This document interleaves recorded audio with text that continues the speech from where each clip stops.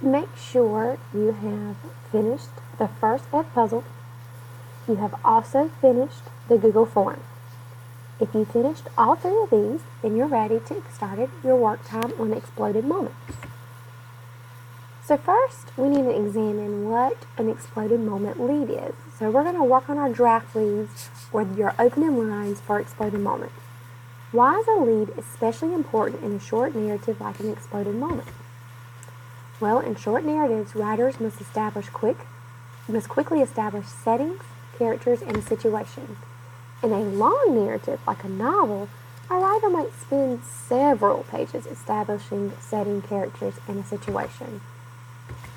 So let's first look at the abandoned bridge, and let's see how showing and not telling is a skill used to help readers visualize setting and characters.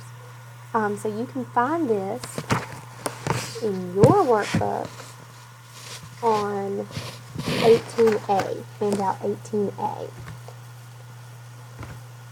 So let's read line 1. This sentence introduces Mayor McQuitter and the setting of her office. Mayor McQuitter waved for Milo, talk, and humbug to follow her out of the office.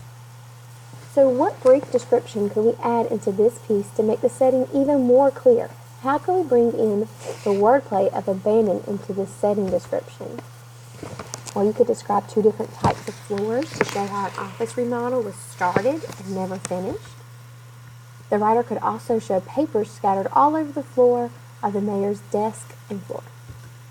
Or the writer could show how Mayor McQuitter left the teapot boiling on the stove behind her, because this all shows that she's starting things and not finishing them. What brief detail could we add to help readers visualize Mayor McQuitter and reinforce the wordplay of her name? Mayor blank. Mayor McQuitter waved for Milo, talk, and humbug to follow her out the office. So now what could you put in that blank?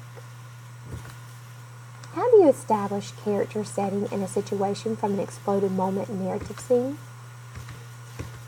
So you're going to read through the ideas you planned on handout 19B.